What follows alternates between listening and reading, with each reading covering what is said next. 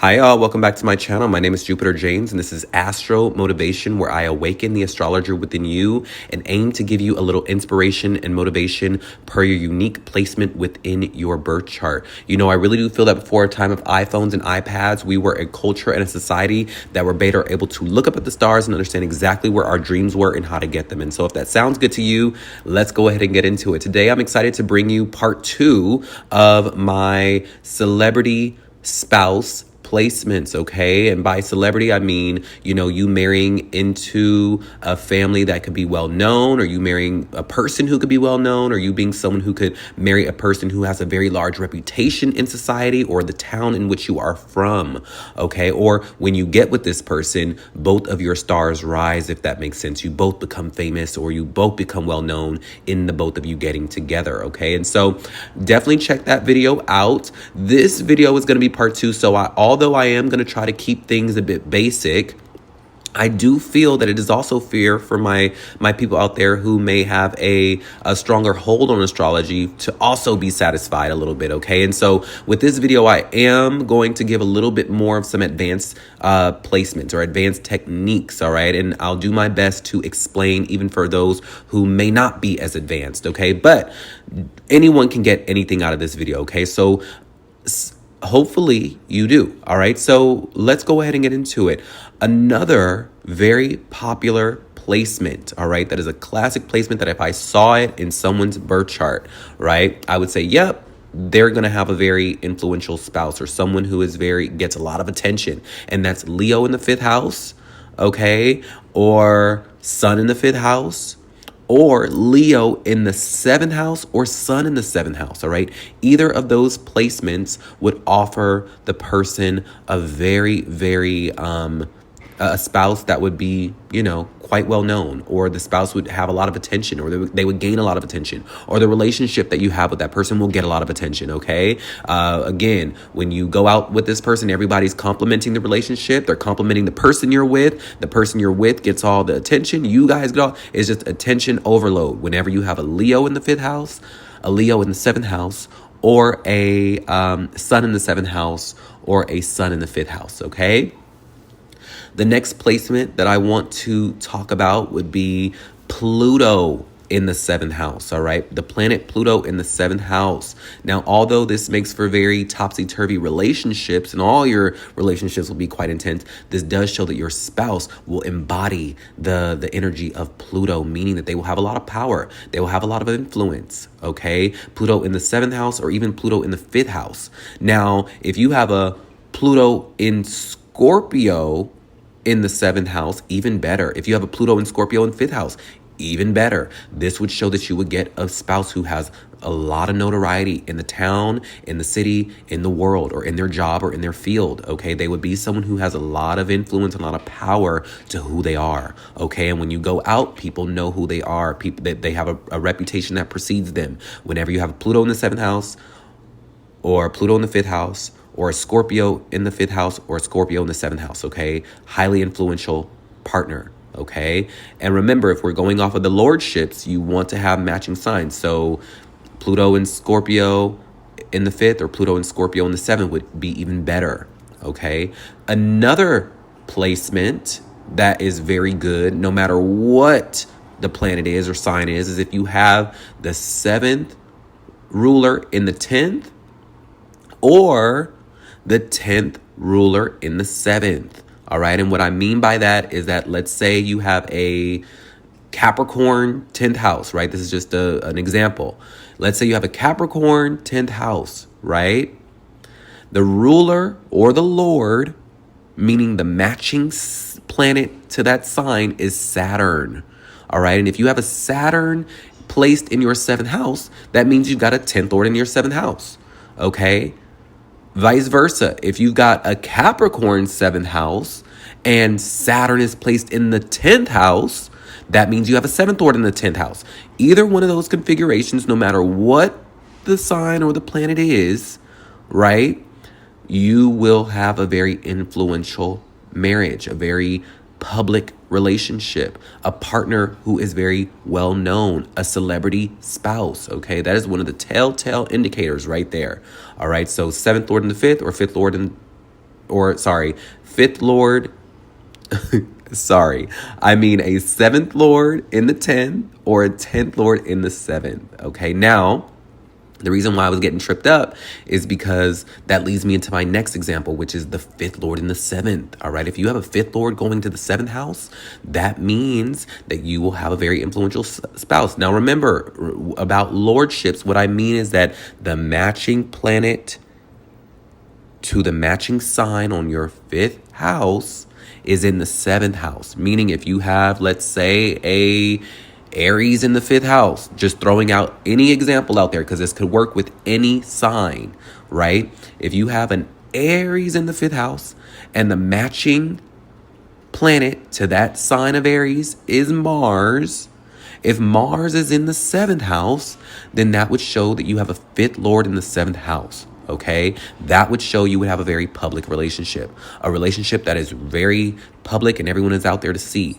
Okay, or you meet a partner who is very public or has a very big reputation in society, and vice versa. Let's say you have a 7th lord going to the 5th house.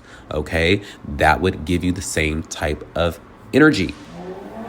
Now, another one would be if you have, and this is in rare instances, and I would say in this particular instance, this is where it's best to maybe get a reading from an astrologer.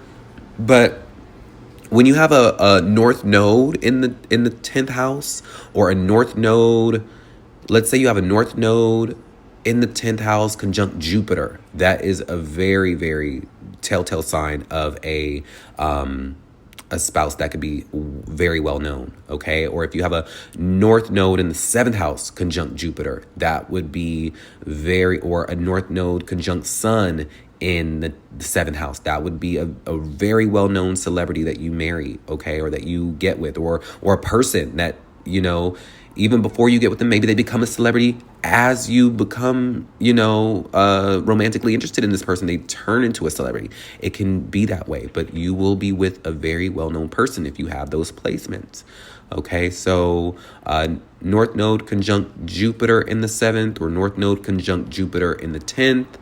I would even say North Node conjunct Jupiter in the 11th, all right, or North Node conjunct Sun in the 7th, all right. Those would be some very good ones. Another one, all right, this is a little bit more basic, but Juno in the in Leo, or Juno in the 10th. This would be very, very good, okay? And that could be, Juno and Leo could be anywhere in your chart. It could be in the 12th house even. I mean, I know that's a little oxymoronic, but still, Juno in Leo, no matter where it is placed in your chart, would show that you have a very, very show-stopping spouse, okay? They would be someone that gets a lot of attention, all right? Or Juno in the 10th house would show that you marry someone who has a very, they'll be very ambitious, but they would also be someone where the relationship would be highly public. It would be highly visible. Juno in the 7th, I would say. Juno in the 7th, it would depend on the sign there. So definitely if you have that placement, write it down for me, because it would be public. Before it to be a celebrity, it would need to be in a very prominent sign there. So that's a little bit of an iffy one. But I would even say Juno in the 11th could be very public as well. Okay, they would have a very large reputation. All right. Now, this is also, these next few indicators are going to be veering into Vedic astrology a little bit. And even for my Western astrologers, I personally believe that it is good for you to know all of the astrology. Astrology is astrology in my eyes, and all of it applies. All of it is relevant. And so for my Vedic astrologers out there, this would be if your DK ruler, okay, is in the sun, okay? Your DK ruler being in, like, what is it? Let's say, and by the way, for those who don't know what the DK is, I will paste a video for that I have on my channel. So even for my Western astrologers out there, for my people who practice Western astrology, there's a video that I have on my channel where you can still come back to this video and be able to tell if you have a celebrity spouse with this, okay? So it would really, behoove you to really investigate and dive deeper into astrology and strengthen your muscles here, okay? So like I said, the DK ruler being in the sun, sometimes even Venus, would make for a spouse who gets a lot of attention. Now, let's say you have your DK ruler, no matter what it may be in, no matter what planet your DK ruler is. Let's say your DK planet is in the nakshatra of Dhanishta or Maga, and sometimes Ravati. All right, that would really, really, really be good, okay, for a spouse who gains a lot of attention, especially Dhanishta and Maga. Maga being, it would be more like they would be royalty or more political, right? They would be either political royalty or actual royalty, king and queen, things like that, or they would veer on the more political side of things. But even if not, they would have that aura about them and that kingliness to them or that regality to them. If your DK ruler or planet is in the Maga Nakshatra or Dhanishta Nakshatra would be very good. And like I said, sometimes Ravati Nakshatra gives that type of energy. Let's say if you have your Jupiter, your natal Jupiter or Venus in the Maga Nakshatra or the Dhanishta Nakshatra, that would also be very good for you. And this would be if you have it in your Navamsa chart or your D9 chart. Okay, so that is what it would show for this, all right? So I really do hope that you gain something out of that. Like I said, these are not the only placements.